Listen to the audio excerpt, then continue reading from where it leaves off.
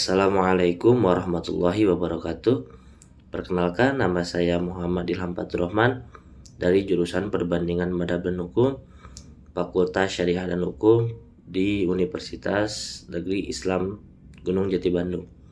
Di sini saya akan membuat video tentang perperangan antara India dan Pakistan untuk menyelesaikan tugas UTS dari mata kuliah Hukum Humaniter dan Hak Asasi Manusia dengan dosen pengampu Bapak Alil Rinenggo SPD MPD.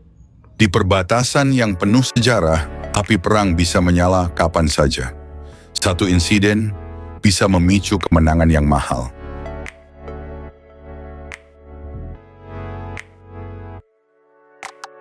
Kerugian yang tak terbalas, manusiaan adalah korban sejati. Konflik antara India dan Pakistan merupakan salah satu konflik bersenjata paling lama di dunia, yang hingga kini belum menemukan solusi permanen. Akar konflik ini terletak pada wilayah Kashmir, yang sejak awal kemerdekaan kedua negara pada tahun 1947 menjadi objek sengketa. Pada saat itu, wilayah bekas jajahan Inggris dibagi menjadi dua negara berdasarkan identitas agama, yaitu India yang mayoritas Hindu dan Pakistan yang mayoritas Muslim. Namun, Kashmir yang mayoritas penduduknya Muslim justru dipimpin dengan seorang maharaja beragama Hindu yang memilih bergabung dengan India, sehingga memicu konflik bersenjata pertama antara kedua negara. Sejak itu, konflik terus berkembang melalui beberapa fase penting, yaitu Perang tahun 1947 sampai dengan 1948 yang berujung pada pembagian wilayah Kashmir menjadi dua bagian. Kemudian Perang tahun 1965 yang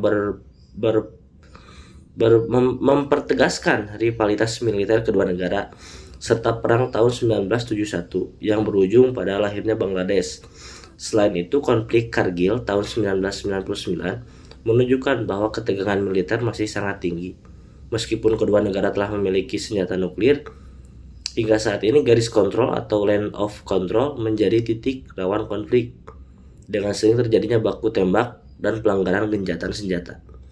Berdasarkan hukum humaniter internasional, konflik ini diklarifikasikan sebagai konflik bersenjata internasional karena melibatkan dua negara yang berdaulat.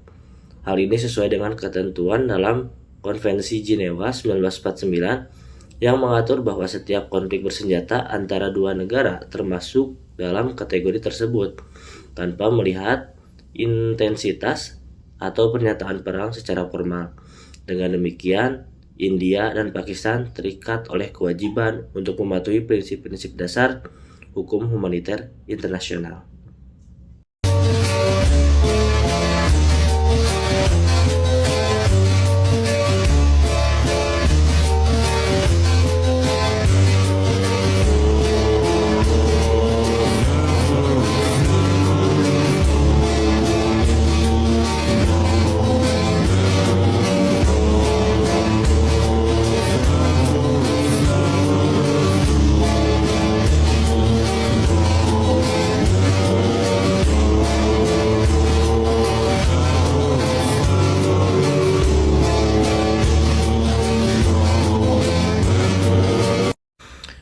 Dalam analisis hukum humaniter internasional, terdapat beberapa prinsip utama yang relevan, yaitu prinsip distinction proportionality, lalu ada military necessity, dan humanity. Prinsip yang pertama, distinction mengharuskan pihak yang berkonflik untuk membedakan secara jelas antara kombatan dan warga sipil. Namun dalam praktiknya di Kashmir, sering terjadi korban dari kalangan sipil akibat operasi militer maupun bentrok bersenjata, yang menunjukkan adanya indikasi pelanggaran prinsip ini. Prinsip proportionality menekankan bahwa serangan militer tidak boleh menimbulkan kerugian sipil yang berlebihan dibandingkan keuntungan militer yang diharapkan. Dalam beberapa kasus, pelanggaran kekuatan di wilayah padat penduduk menunjukkan potensi pelanggaran terhadap prinsip ini. Selanjutnya ada prinsip militeri, menyatakan bahwa tindakan militer harus benar-benar diperlukan untuk mencapai tujuan militer yang sah. Dalam konflik ini, beberapa operasi militer dinilai tidak sepenuhnya memenuhi kriteria karena dilakukan secara berlebihan atau tidak proporsional. Sementara itu, prinsip humanity melarang segala bentuk tindakan yang menyebabkan penderitaan yang tidak perlu, termasuk penyiksaan, perlakuan tidak manusiawi, dan penahanan sewenang-wenang.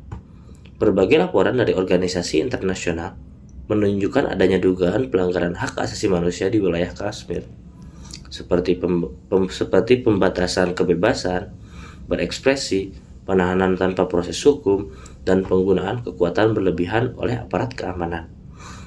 Dari perspektif hak asasi manusia, tindakan-tindakan tersebut bertentangan dengan berbagai instrumen internasional seperti Universal Declaration of Human Rights dan International Convention on Civil and Political Rights yang menjamin hak hidup, kebebasan, dan keamanan individu.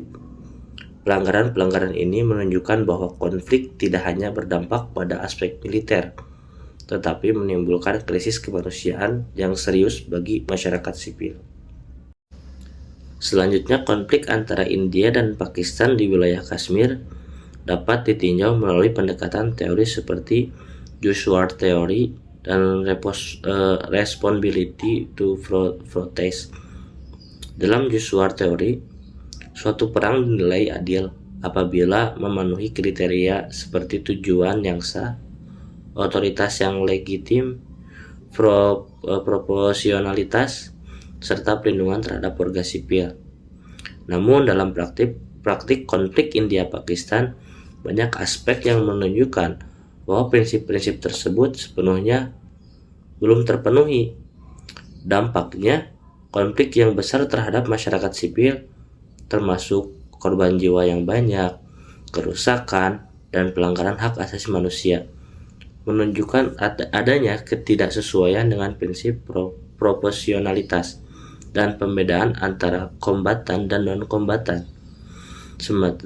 Sementara itu, konsep R2P menegaskan bahwa negara memiliki tanggung jawab utama untuk melindungi penduduknya dari kejahatan serius seperti genosida, kejahatan perang, dan pelanggaran HAM berat.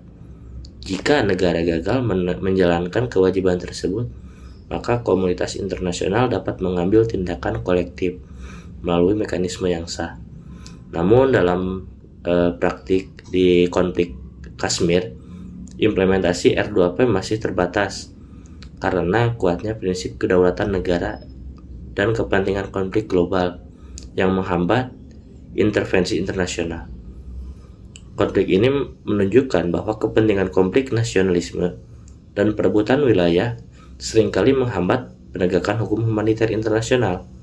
Oleh karena itu, penyelesaian konflik harus mengutamakan diplomasi, penghormatan terhadap hukum internasional, serta perlindungan warga sipil sebagai prioritas utama agar tercipta perdamaian yang berkelanjutan.